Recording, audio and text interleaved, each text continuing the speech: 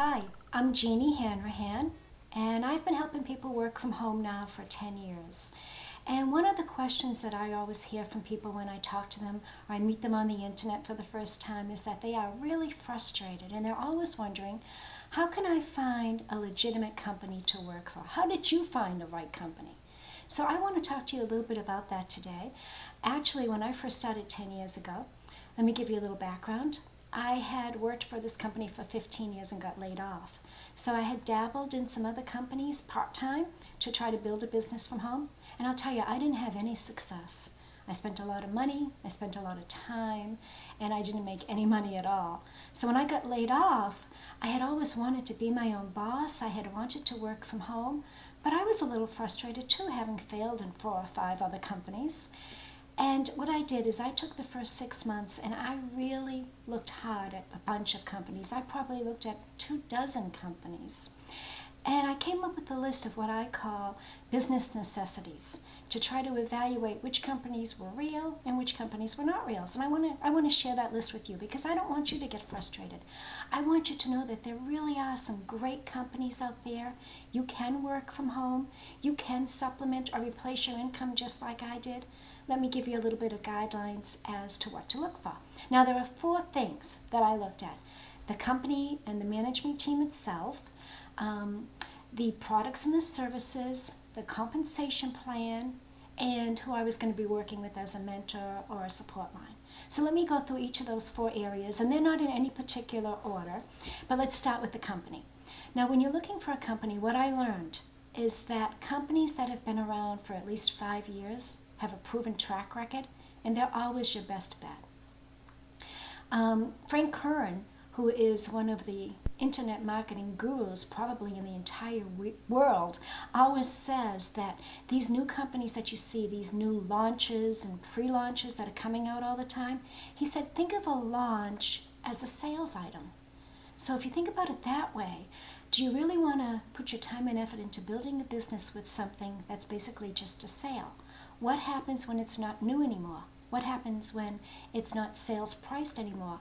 How are your business partners and your customers going to be able to successfully market that company if they can't market it like you're marketing it as a pre-launch?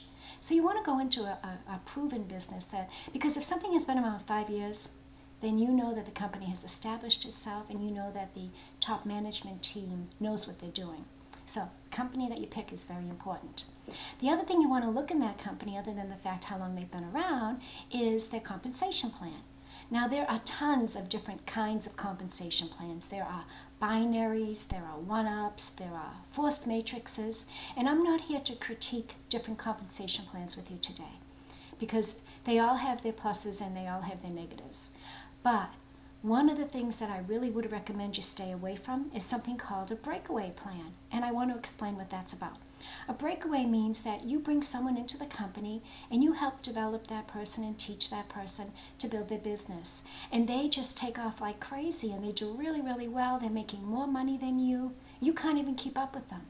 Well, what happens with the breakaway plan is that company takes that person away from you and all their business gets taken away from you and it goes to somebody else.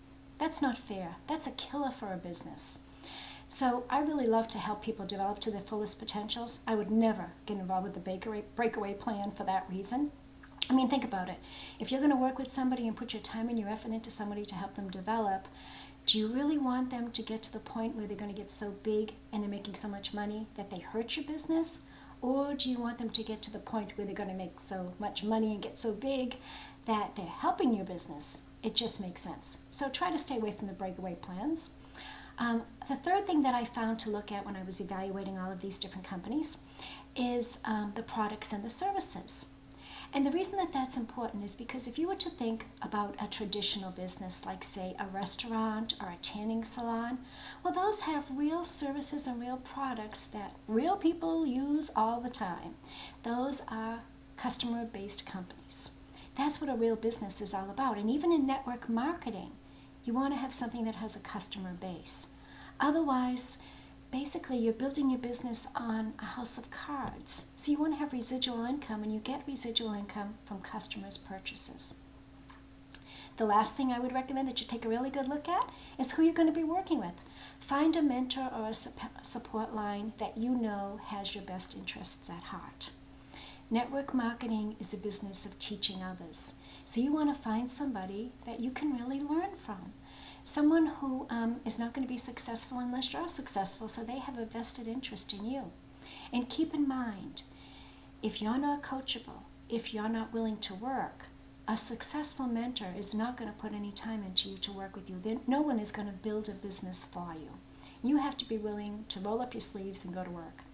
But the right mentor will talk to you, they'll get to know you a little bit, they can reach inside of you and see if you have the potential to be successful. They're going to see if you're coachable and if you're serious.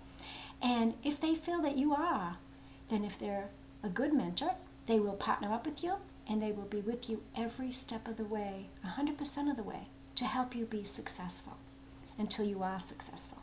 That's what a good mentor does.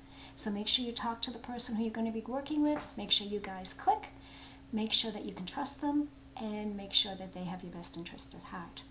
I hope you found this training helpful. I'd love to keep in touch with you and send you additional training, so if you can just put your information in the box that you see here on this blog, and I'll add you to my mailing list so I can keep in touch with you. If you have any questions at all, or if you'd like to get in touch with me, just go into my comments section here on the box on one of those top tabs. Type in your comments or call my phone number, get back to me, and I'll be happy to help you in any way that I can. Hope you have a great day. Thanks for joining me today.